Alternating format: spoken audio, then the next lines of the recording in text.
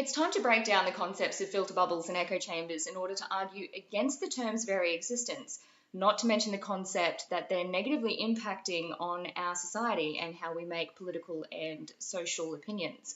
According to Zudovan and Hellberger, there is an overwhelming public consensus that people choose to interact with information that only fits into their existing beliefs and ideals. While Wojciech and Mutz state this is a behaviour that predates internet and social media, it has become increasingly evident through analysis of algorithms and social media interactions.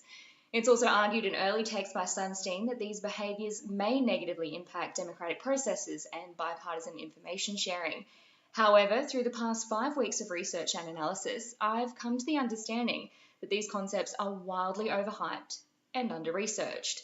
The initial debate lies in the very use of the terms filter bubbles and echo chambers, due to there being very little empirical data backing up their existence as a properly defined concept. I'll argue that without a concise definition, there is an inability to prove the effects of filter bubbles and echo chambers. Secondly, scholars remain locked into the debate about the extent to which self-selected personalisation and pre-selected personalisation come into play. If people are truly subjected to their own preconceived ideas and have no external influences from multi-platform news gathering, the filter bubbles and echo chambers may detrimentally affect democratic processes. However, it's my understanding that due to the infancy of the concepts, these effects aren't negatively impacting on our societal processes. What we mean by this is self-selected personalisation is who you choose to interact with. And nobody is interacting purely with one set of ideals. You interact with your work colleagues, you interact with the media, you interact with your friends and family. Just because they're your friends or your family doesn't mean that you all share the same ideas. And just because they don't share the same ideas as you doesn't mean that you're going to cut them off from your intake of knowledge and information. Pre-selected personalisation is a little bit trickier. That's talking about algorithms and how the internet and social media will filter out things that you're not interacting with. Here the story gets a lot more complicated. First, we actually have very few solid definitions for these concepts, in spite of how frequently they're now used, both in general debate and in the scholarly literature. This makes it difficult to scientifically test whether they exist at all, and if so, under what circumstances. And second, much of the focus of these debates is political, but most people aren't actually using search and social media for predominantly political purposes. We often encounter politics in more accidental, serendipitous ways, because one of our Facebook friends decides to pass on a news story or a political meme, for example. The echo chamber and filter bubble concepts, which were themselves created by people whom we might describe as political junkies, who aren't at all representative of ordinary users, don't deal especially well with these challenges. This means that there are good reasons to question them, however much they've become ingrained in our current debates. In this video, Axel Bruns touches on the fact that there are very few solid definitions of the concepts. Within his videos, he talks about it and then he widens it into his books. He argues that without a definition, it's difficult to scientifically argue the very existence of filter bubbles and echo chambers. The argument is then seen again within the critical analysis of the terms by John Banks. Few explicit definitions are available for the terms and how they're distinguishable from each other, as the two are often used interchangeably by scholars. The main argument is that while there are concerns about the terms, the empirical evidence severely limited and inconsistent. The vagueness surrounding the terms makes it hard to determine whether they exist, and if so, under what circumstances. While concerns about filter bubbles and echo chambers are widespread, the empirical evidence for the existence of echo chambers and filter bubbles remains severely limited and inconsistent. Indeed, several recent studies show that social media users would dearly like to disconnect from social media feeds that challenge their own worldviews, but are finding it impossible to do so in practice. For many, one of the chief downsides of social media is that they continue to encounter individuals and ideologies they would much prefer not to see. In spite of their own personal connection choices and the platform's algorithmic filtering. We must therefore carefully assess claims about the impact of online and social media on political information and societal polarisation. The terms echo chamber and filter bubble appear in scholarly and popular discussion, and even in presidential farewell speeches, as if we actually had clear and generally accepted definitions of these terms. But they are built on dubious foundations. We have very few explicit definitions of what these terms actually mean and how they might be distinguished from one another. Indeed, much popular and even scholarly literature tends to use them interchangeably. This definitional vagueness does not help us determine whether they exist in observable reality at all, and if so, under what circumstances. Here, Banks isn't just referring to the lack of a definition.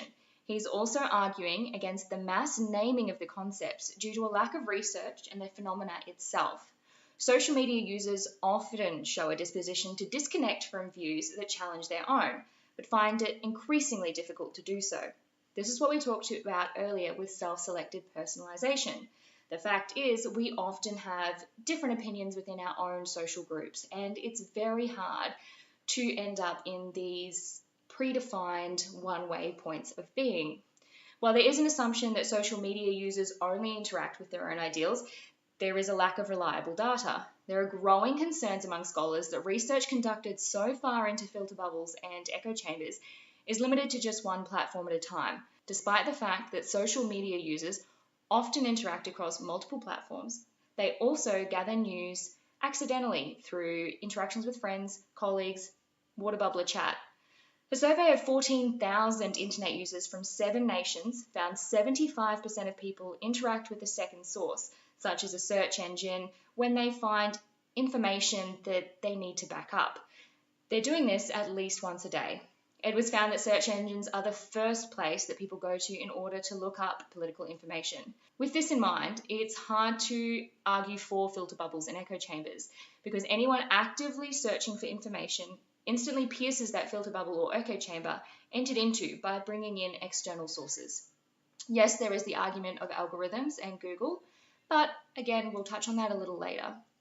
There are at times fears that algorithms and gatekeepers may create a highly personalized version of the news, only highlighting to users the stories that are explicitly or implicitly of interest to them. This concept is touched on highly within a TED Talk by Eli Parisia.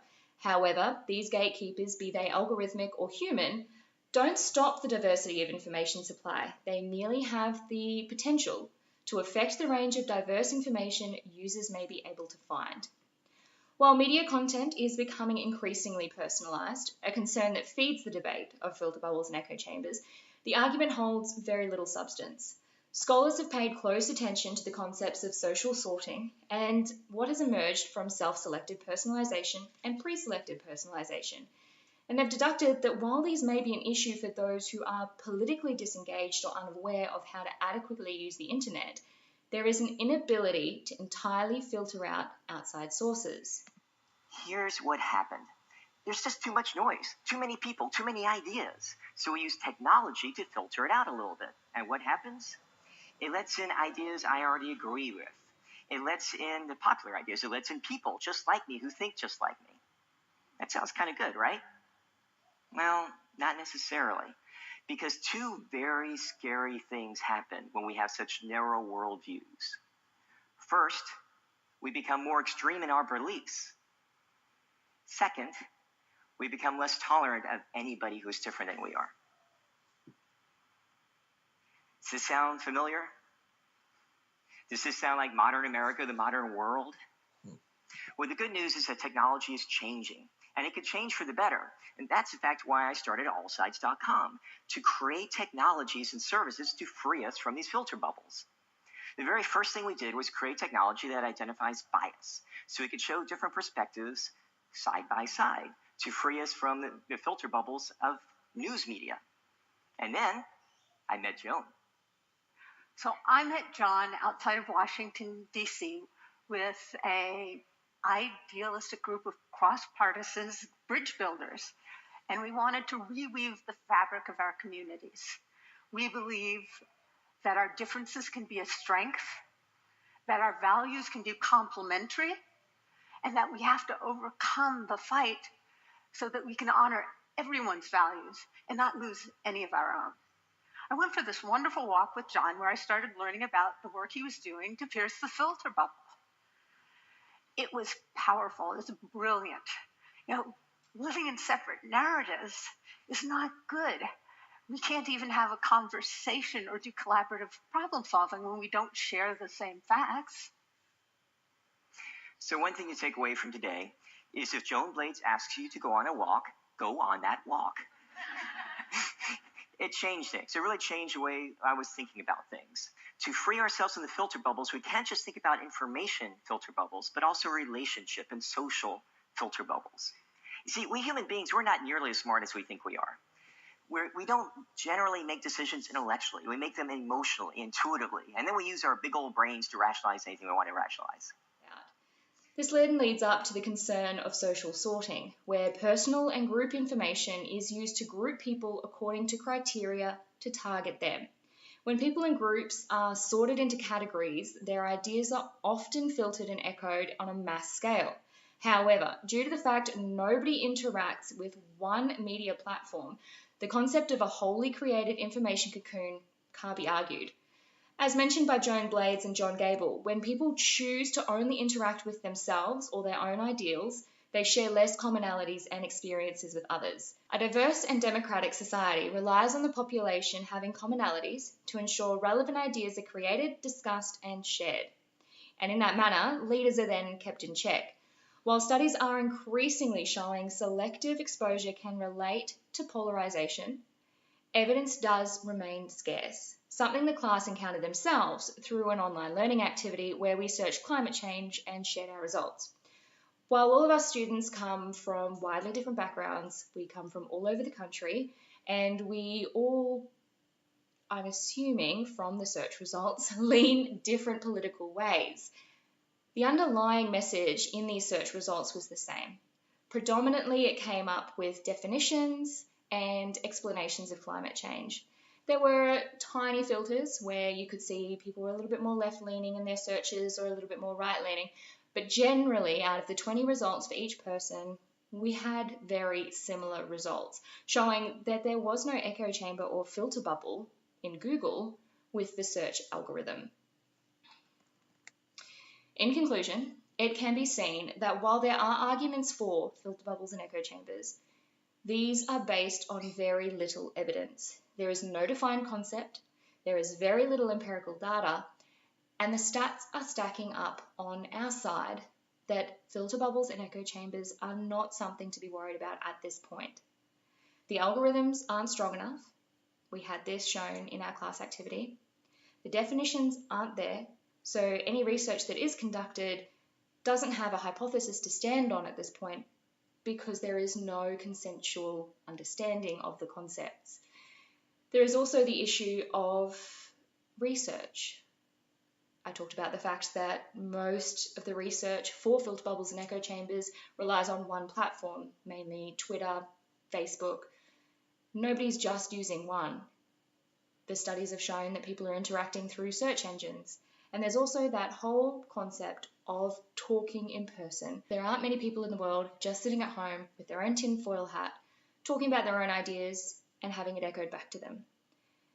If you go out in the street, if you interact with friends, if you talk to your family, if you go to work and chat around the bubbler, your filter bubble and echo chamber is going to be burst. You can't solely live in an information cocoon of your own making these days. We interact on such a wide scale that the concepts of these issues relating to us negatively on a wide scale is under-researched and overhyped.